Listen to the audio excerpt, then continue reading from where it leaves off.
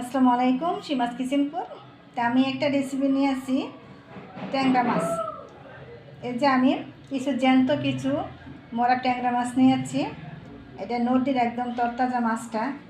তো আজকে আমি ট্যাংরা মাছ দিয়ে কচুর মুখে দিয়ে আজকে আমি একটা ঝোল রান্না করব। তারপর আমার ভিডিওটা দেখতে থাকুন শুরু থেকে শেষ পর্যন্ত, ভিডিওটা আবার না স্কিপ করে। তো আমি ট্যাংরা মাছটা এটা কেটে বেছে আমি নিব এবং কচুর মুখিটাও আমি কেটে বেছে চুলে নেব। তো আমার ভিডিওটা দেখতে থাকুন।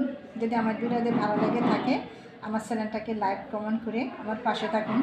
তো চলুন যে মাছটা আমি কীভাবে কাটবো। তো আমি এই যে কচুর মুখিগুলো কেটে আমি ধুয়ে নিয়েছি, আর মাছটাও আমার ধোয়া হয়ে গেছে। এখন আমি কড়াইতে একটা প্যান বসাইছি। এখানে আমি কিছু পরিমাণে পেঁয়াজ কুচা দিয়ে দিব। তো দিব আমি রসুন কুচা।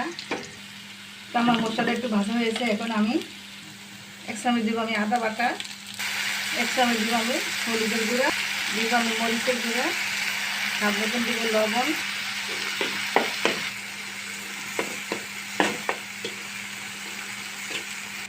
তো মশলা দেওয়ার পরে এখানে আমি 10 মিনিট মতন কষাইছি। এখন আমি এখানে কচুর মুখিগুলো আমি দিয়ে দিব।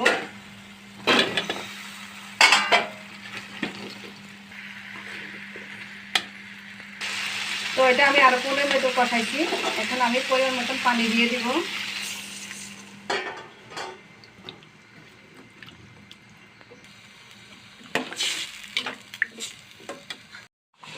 তো আমার এই যে কচুর মুখিটা বলক চলে আসছে। এখন আমি আরেকটা প্যানেতে মাছটা ভেজে রেখেছিলাম, মাছটা আমি দিয়ে দিব এখানে, ট্যাংরা মাছগুলা।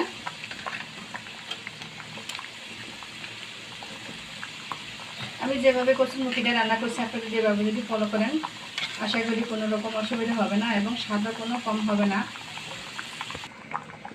তো আমার এই যে কচুর মুখিটা রান্না করার শেষের পথে, তা আমি এখন একটু ধনিয়া পাতার কুচি দিয়ে দিব।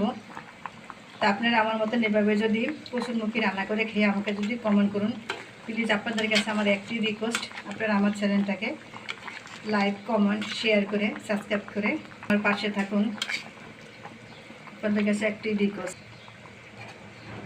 আপনাদের কাছে আমার একটি অনুরোধ, আপনারা আমার চ্যানেলটাকে লাইক কমেন্ট করে আমার পাশে থাকুন।